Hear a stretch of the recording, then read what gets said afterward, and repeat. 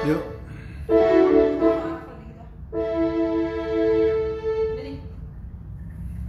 Oke. Shalom. Shalom.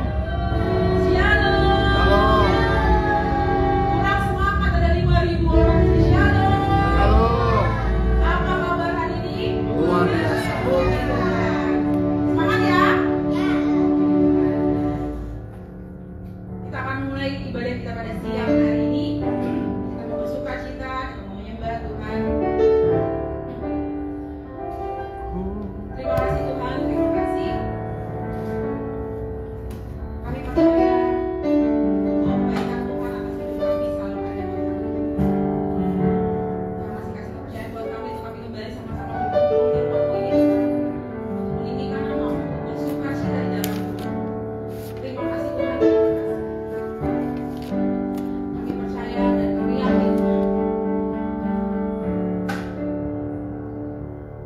dengan berbagai macam masalah dalam hidup kami Tuhan, kami yakin dan percaya Tuhan Yesus luar biasa yang memampukan kami Tuhan untuk terus kami mengucap syukur, mengandalkan Berikan Tuhan. Bapa asyari. Berdoa untuk gereja kami Tuhan yang dan istri Tuhan, berkati selalu Tuhan, supaya gereja ini kedepannya semakin menjadi gereja yang besar, mendatangkan banyak jiwa-jiwa yang Tuhan Kasih yang pada Terima kasih Tuhan, terima kasih.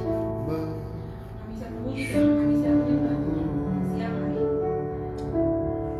Dalam nama Tuhan Yesus yang siap beribadah dan bersuka cita pada siang hari ini, sama-sama kita berkatakan Amin. amin. Kita mau bangkit berdiri. Kita mau bersuka cita di dalam Tuhan. Kita mau mengucap syukur di dalam Tuhan. Kita tangan boleh di atas.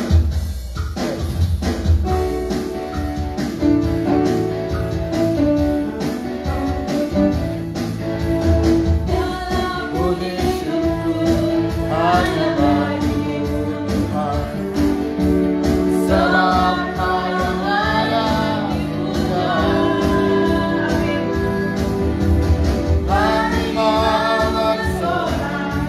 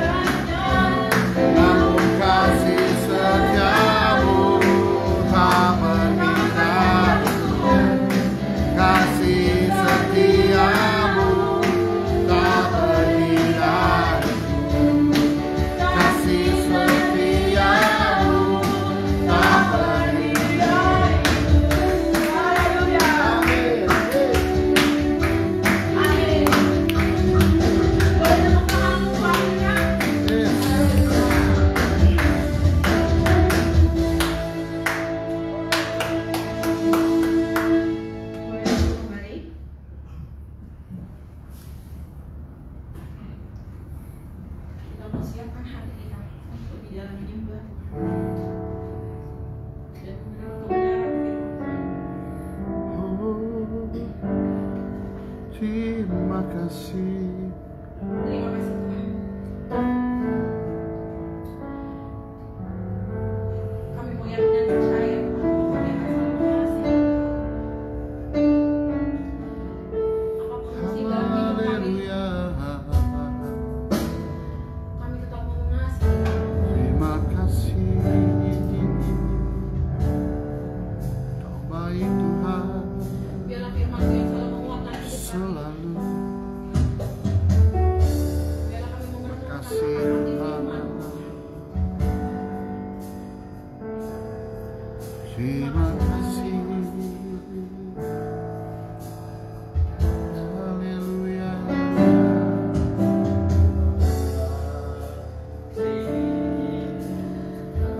Kau tutup dengan segenap hatiku.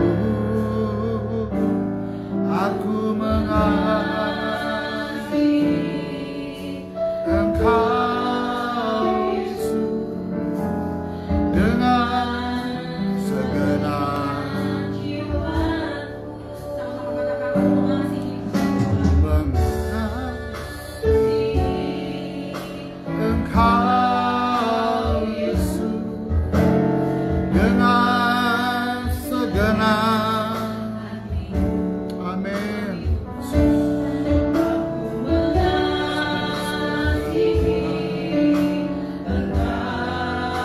Yesus dengan Segenap jiwaku.